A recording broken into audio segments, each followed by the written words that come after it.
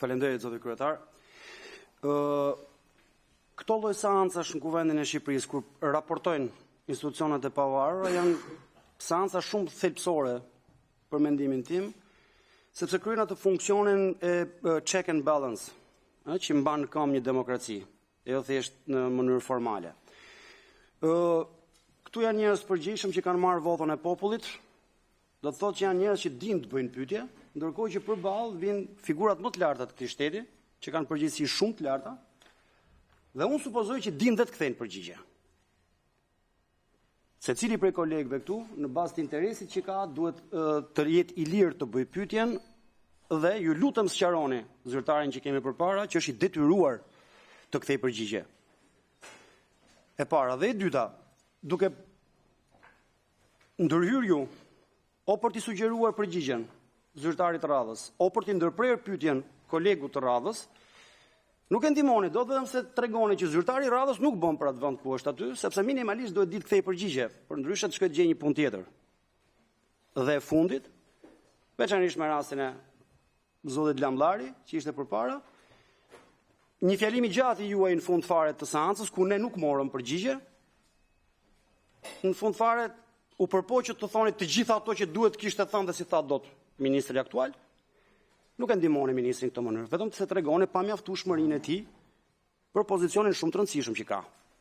Kështu që ju lutem, është detyrë juaja, jo privilegji juaj, ta orientoni këtë mbledhje në një mënyrë të tillë që kolegët të mund të bëjnë pyetje dhe të sqaroni një herë mirë zyrtarin e radhës që kemi përpara që është i detyruar të kthejë përgjigje. Nuk e ka opsion.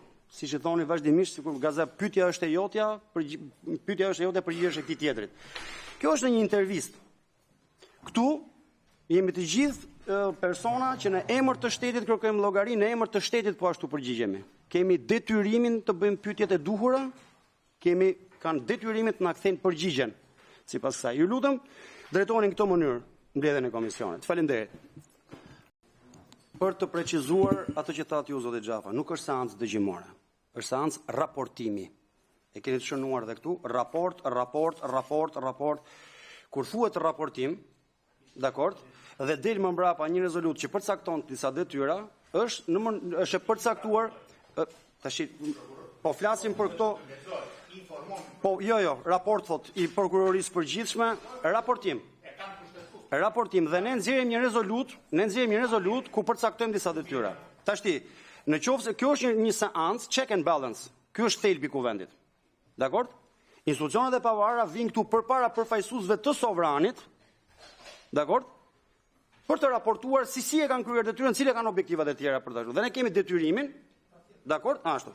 Domethënë, është siç ju thash, nuk është një seancë dëgjimore. Këta flasin e dëgjojmë. Dakord? Është shumë më interaktive se kaq. Tash atë pjesën tonë të pyetjeve, ashtu sikurse detyrimin e tyre për të kthyer përgjigje të gjithë interesit ton, të secilit prej kolegëve, ju lutem shumë ta mbani se kjo është detyra që ka drejtuesi komisionit. Jo të na thotë në fund fare çfarë kuptuam ne nga kjo. Si në kohë partisë ke në fund fare kur marrote teksti, ishte me gërma skript. Çfarë kuptuam ne nga kjo sipër? S'ka, nuk kemi nevojë për atë. Kohë partisë ka. Faleminderit.